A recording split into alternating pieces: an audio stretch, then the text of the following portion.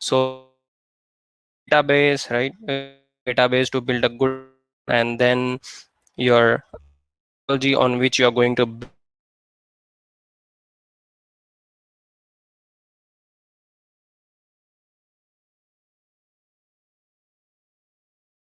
So myself, Ankush Mundada, work as a senior technical consultant.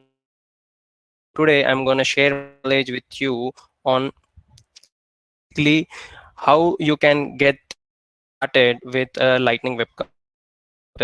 Earlier, you LWC, right? But now come up with a new model, like a development model, that is LWC. So let's get started with the session. So this is the agenda. What I would be talking should go with Lightning. When I say Lightning, it will be again LWC web components.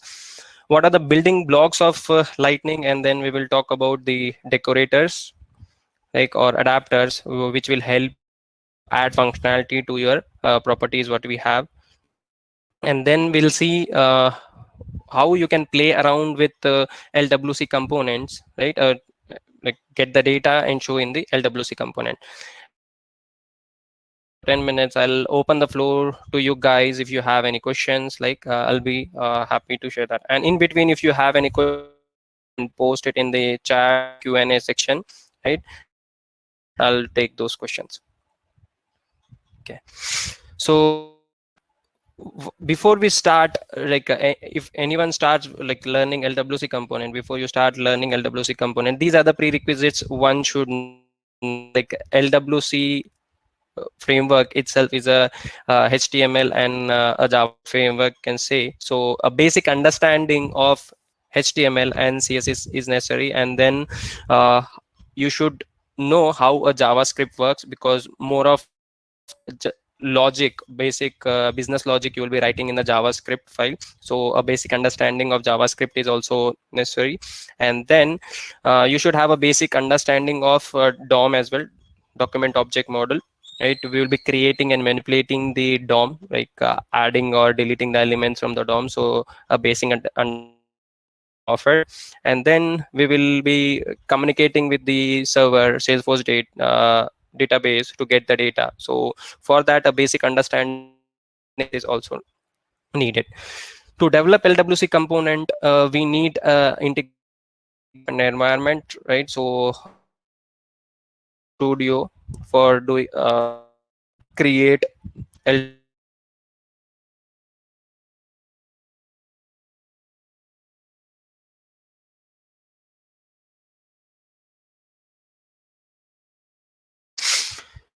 So lightning lightning, or we can say LWC component, like is a new programming model created by Salesforce to create new, and it is natively built on HTML and modern JavaScript. So whatever the key elements, the lightning components are part of, like Shadow DOM, right? So let's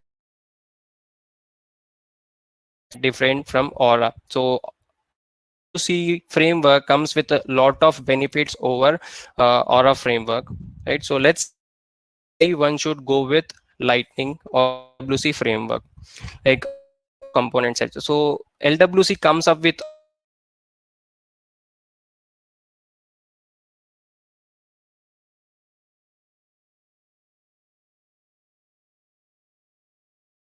component in your framework itself. That's one of the perk, you can say, of using LWC. Then faster performance. So whatever the development you will be doing, that would be understood by the browser engine itself, and then the elements what you are using to develop the Lightning Web components, right? Then Shadow DOM, all will be part of your framework, the web standard. Okay, so you don't need a thick framework to understand that. So that makes the LW or the components or the application work faster, or the better performance. And then whatever the LWC components you are going to build, like you will be using the SLDS design. So using SLDS design, the component can be used on any device, whether it is a mobile phone or your laptop or your desktop, right? And then cross browser compatibility. So you can use your application on any of the browser. And to communicate between the component, right, we use, so it's event driven architecture as well. If you have to communicate between two LWC component, we use custom events, or we can use PubSub module, or we can use the lightning message service as well. And the component whatever we are going to create can be used anywhere in the Salesforce mobile app, and then can be used anywhere in the lightning experience by using the different context, right? And if at all you want to use your LWC component on communities, you can very well do that. There are targets where you will be using to expose your LWC component to that particular context. Okay, so let's talk about what are the building blocks of a lightning. So if at all you want to create a simple application using a LWC, these are the basic things you would need, or you can say these are the building blocks, right, of the lightning. So that is your HTML file, JavaScript file, configuration file, right? Whenever you create a LWC component, by default these three files will get created: HTML, JavaScript, and configuration. And as per your need or your use, you can create a CSS file as well. It's just that you have to make sure when you are creating that file, you have to name the same way how you have named the your LWC component. Okay, and then the Apex part. Yeah, so to get the data from Salesforce, you will need the Apex as well, right? So in coming examples, we'll see how we can communicate the LWC component with the Apex class, right? So let's quickly see how we can create a LWC component, right? As a ritual, well, while learning anything new, we write the hello world program, right? So let's create a first LWC component. For that, I'll quickly switch back to my Visual Studio, and this is how your Visual Studio looks like. And then to create a LWC component, like if at all you're on Mac system, use Command Shift P, and if at all on your Windows system, you can use Control Shift P. So Control Shift P, here you will come to create Lightning Web component, and then I'll enter the name hello world. Make sure like you are using the camel casing, right? Hello world arc dream. Yep. So I'm creating my component. Yep. See, as I like created my LWC component, first component got created. So let's understand what are the use of these three files. So whatever the file is, like what of the markup of your screen will be there, will sit in this HTML file, right? The HTML tag, whatever you want to use, you will be using in this file of the component. Then JavaScript file. So the business logic, basically the JavaScript file defines the HTML. The JavaScript file makes the HTML file dynamic. You fetch the data or you communicate with your or the Apex, right, in the JavaScript itself. And then these two statement import, right? So if at all like the here we are importing the LWC module, the here, and then export module. So if at all you want to export your all your component, then for that we have this export module. We have this XML file. Basically it is called as metadata file or configuration file, which helps you expose your component in different conditions. So by default, if you see, we are having is expose equals to false. So if at all like you are using false, your component not be available, you may not be able to see in the app builder. So to make it available in the app, you will have to make it as true. And then if at all you want to use it on different context, like on about page, home page, or any other page, right? We need targets. So in interest of, I'll copy it from here. Yeah. So basically targets are nothing but you are defining the context, like in which context you want to use this LWC component. So here I'm adding app page, record page, and home page. So this component will be ready to use on any of these contexts. So apart from that, we have different targets as well. Yeah, you can explore that. Like, and let's deploy this.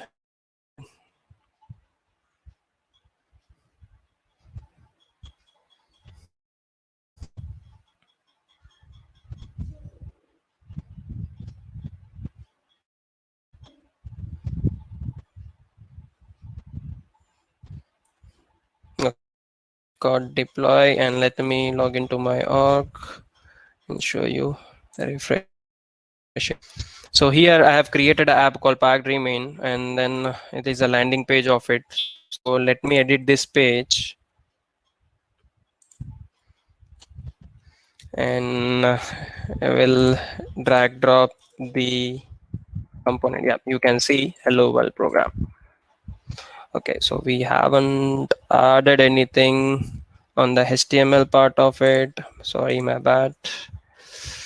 Lightning card, and then title equals to hello world. Save this, deploy. Yeah.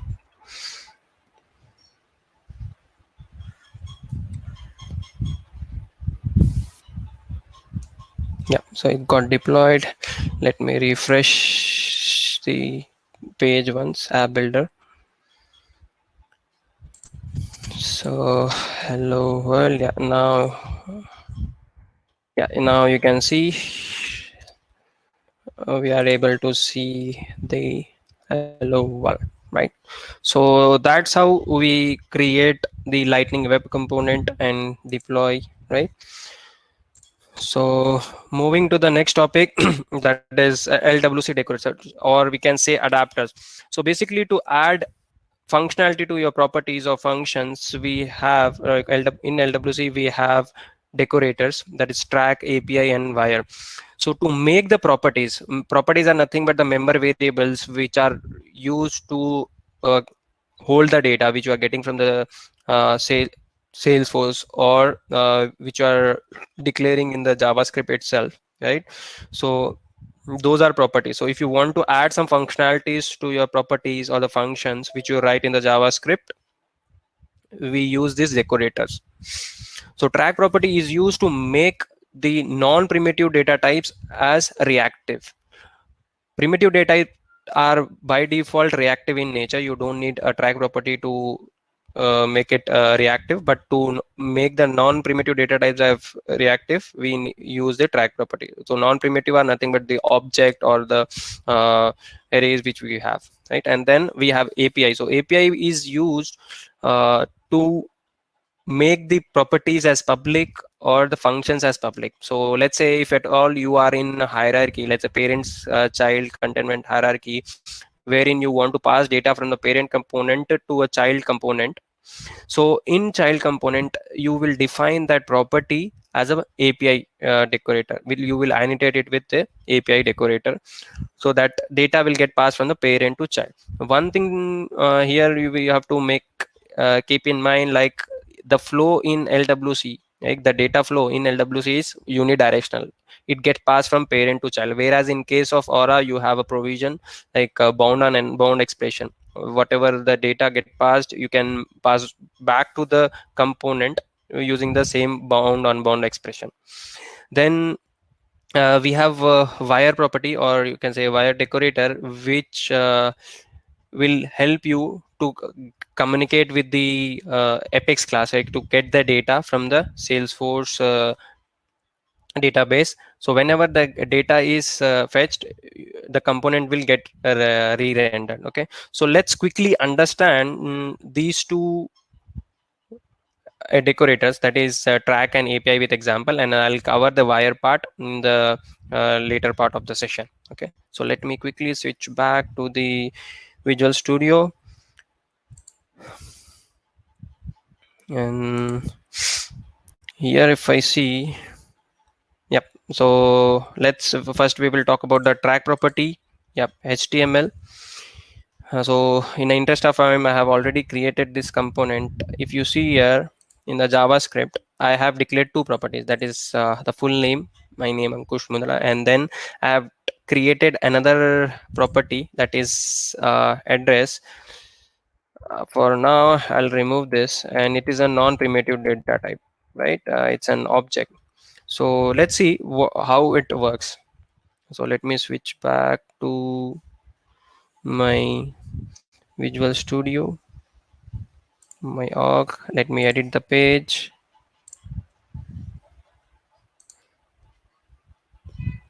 Sorry.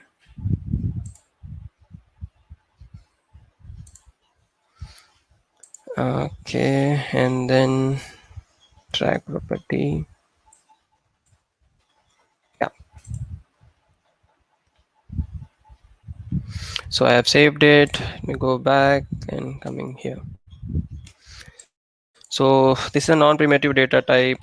Whatever I type in will again reflect back on the HTML itself, because primitive data types are by default reactive in nature, right?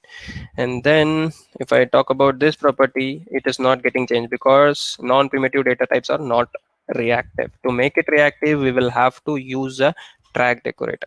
So I'll go to my org or Visual Studio, just annotate it with the track decorator. Okay, so whenever you use a decorator, you will have to import it as well in the import statement. So let me deploy this and we'll see.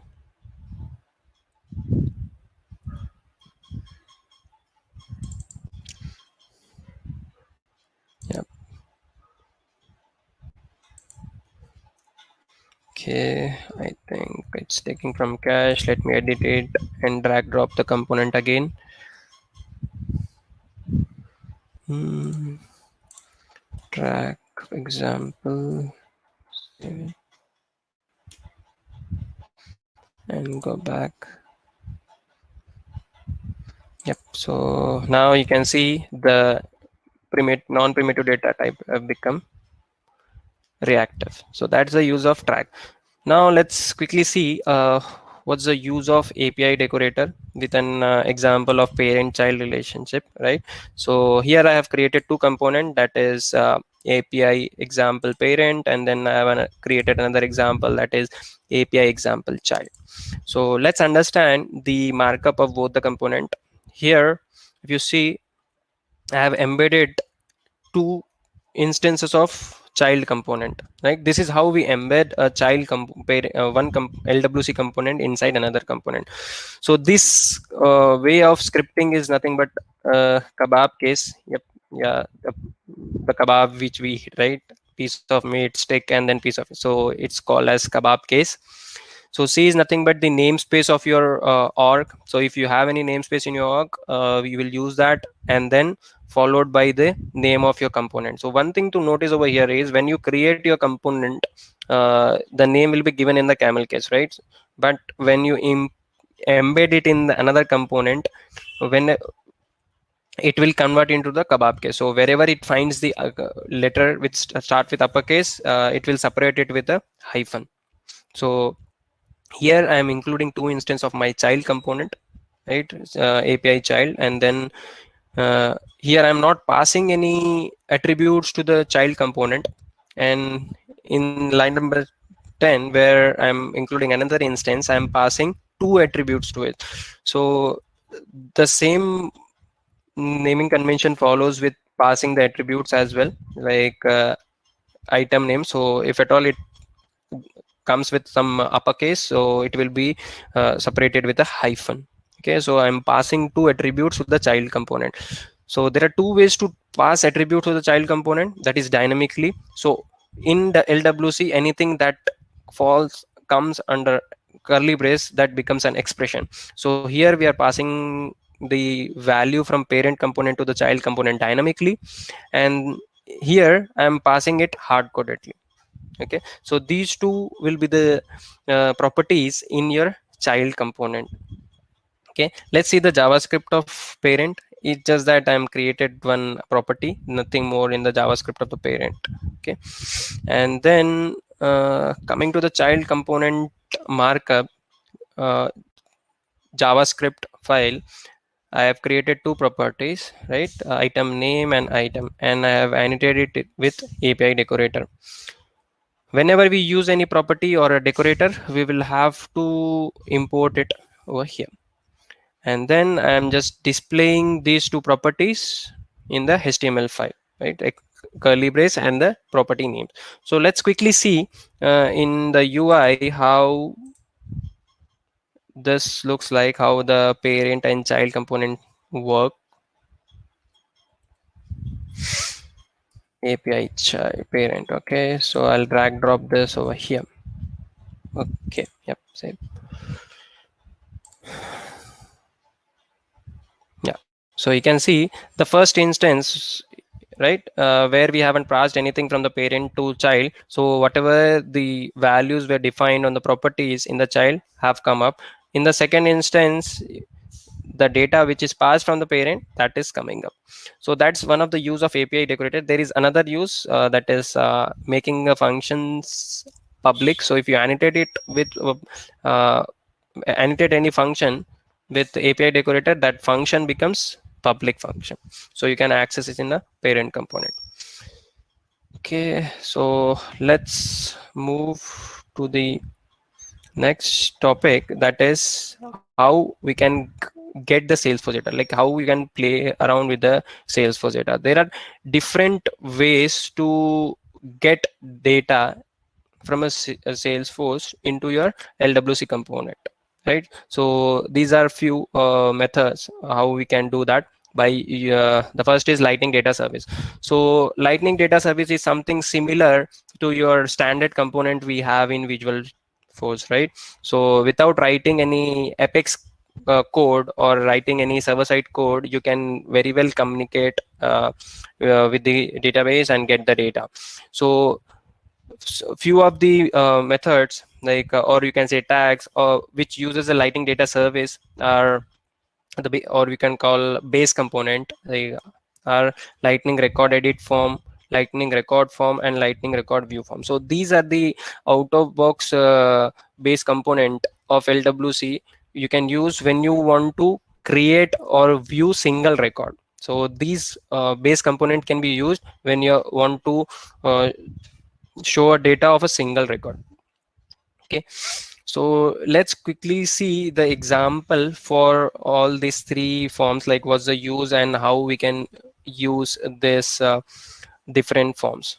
Okay, let me switch back to my Visual Studio. Lightning Record Form. Yeah, so here you can see we can use the Lightning Record Form tag, and then these are the different attributes we have. So Lightning Object API name, so which object you want to use this Lightning Record Form, then what all fields you want to show, then the record ID, and like if at all you want to show or create the particular record, and in how many columns you want to divide that particular form. And then we have mode, like in mode you have edit, then you have view, and then read only mode as well, right?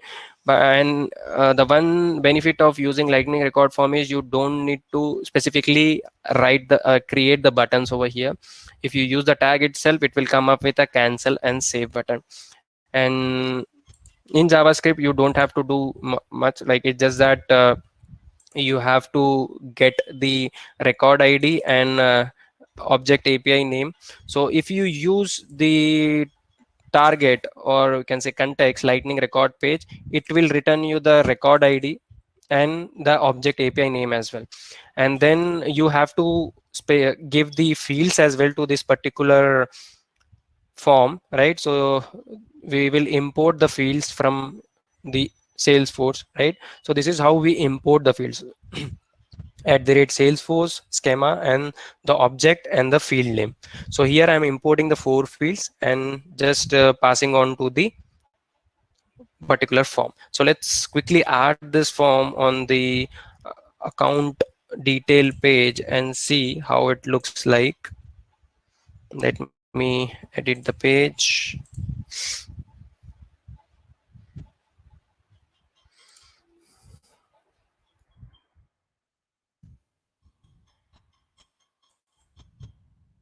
Yep.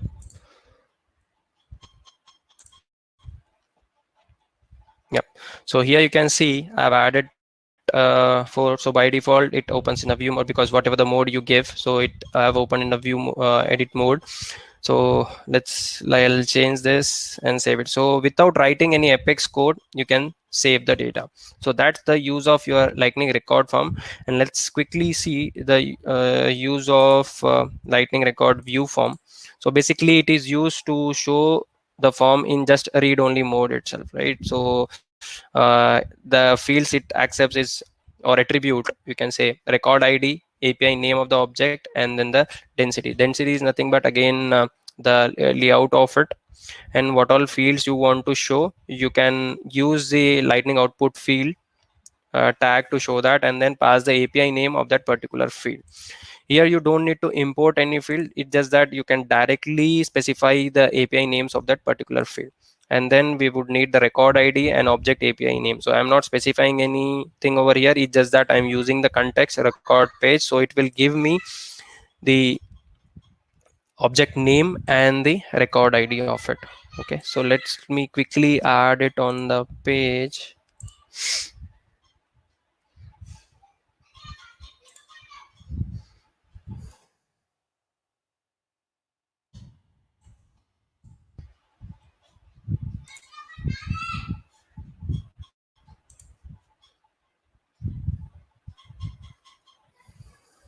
Yeah, so here you can see it was a view form, so you cannot edit any fields, and right. And the one thing is like if you change anything over here, it will reflect over here as well. So that's the beauty of using the Lightning data service. The data will be consistent, right? And let's see the last form, that is Lightning record edit form.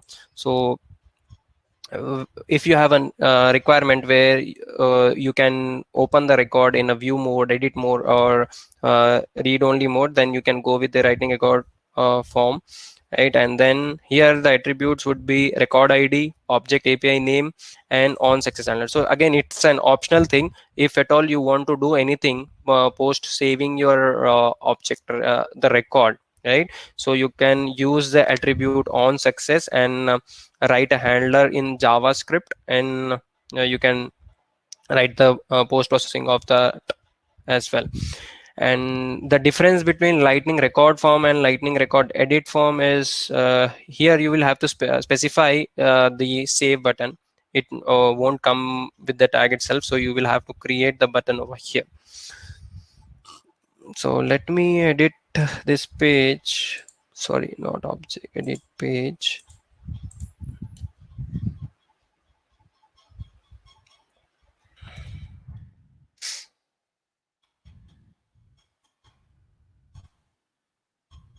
I'll add it on the record detail page. Yep.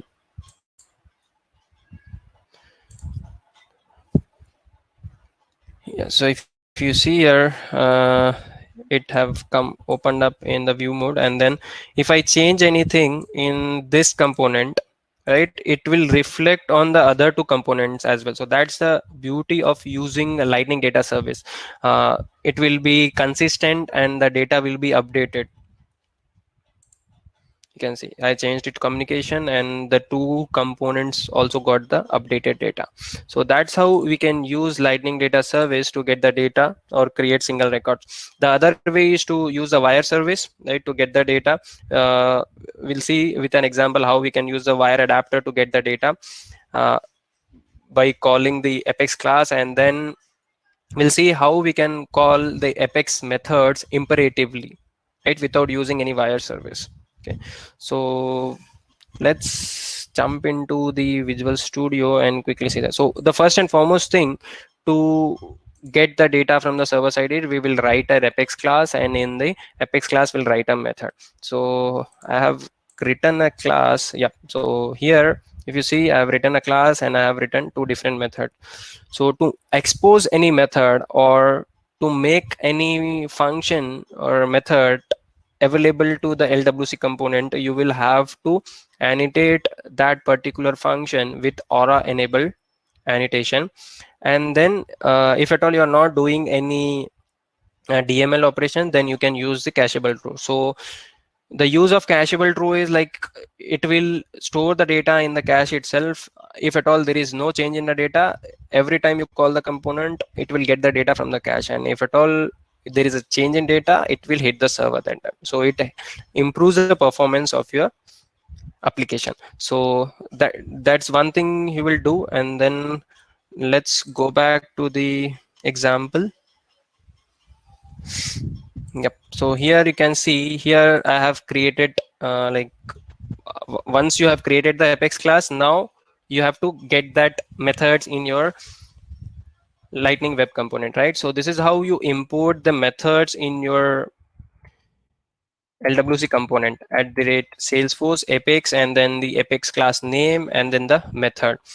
And here it is again a method name. It can be anything because you will be using it in the LWC component itself, right? It can be same as that what you have mentioned in the apex class, or it can be anything, right? So if you see the line number 11, right here, I'm calling the apex method using the wire service. So here I'm using the wire service, then the function which I have defined, and then this is the return type. It basically it returns a property. Okay, so in this property you will get two things. You will get data or error. If at all you have to show the data, you will use this property dot data. We'll see how we can iterate the list or whatever the data we are getting it. So in the HTML, here if you see the first part, line number 5, like here I'm iterating the data which I have got using the wire service, right? So this is how we iterate the list in HTML file of your LWC component. So you have to write it in the template tag by using the for each. There is another directive that is iterator directive. So here I'm using the for each directive for now. And then here you will pass the list in the expression, and then dot data. So it will return you the data. And then for item, creating the variable to access the data. The next statement after the loop should be should have the key attribute. Okay, so the key should be unique. So that's the reason I'm using ID of a particular record, and then I'm displaying the contact name. Okay, so that's how we call the apex method using a wire service. So the next is calling a apex method imperatively without using any service. So if you see the line number 18, this is how we call apex method imperatively handle load. So now you will be having question how it will get triggered, right? So let's say if you want to load a list of records on a component load itself, right? The way we have do init method or initialize method in the Aura component, here we have connected callback function. So it is one of the functions of lifecycle loop of a LWC component. So whatever you want to do on a component load, that you can write in a connected callback function. So here in this connected callback function, I have written this dot handle load. So this is used to uh, refer the current context, right? So this dot handle load, so it will call this function. And here you can see I'm calling two different methods. Get contact, so it will call the method, and then it will return you the data. So here it returns the promise. Whatever you're calling the apex method, it will return you the promise. In promise we will have two things again, that is data and then your error part. So the data can be handled using the dot then function, and you can get the data and assign it to the property. So I have created a list and I am assigning to it. And if at all there is an error, by using the catch function, you can catch that error and display it. If you see here, the same way of iterating, the only difference over here is, here you are not using the dot data because you are directly getting the data, you are not getting the property. Okay, so directly get that and then iterate it, and then key, again it's has to be unique, so I'm using the account ID and then the account name. So let's quickly see how it looks like, or how it can see. Let me go back to my other page, edit the page.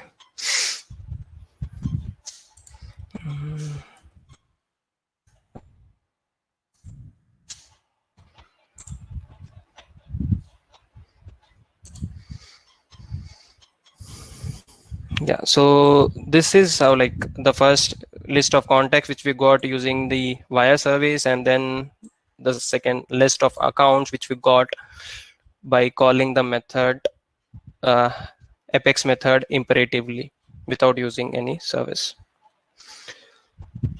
Okay, so that's how you can get the data from the server side and show it on your LWC component.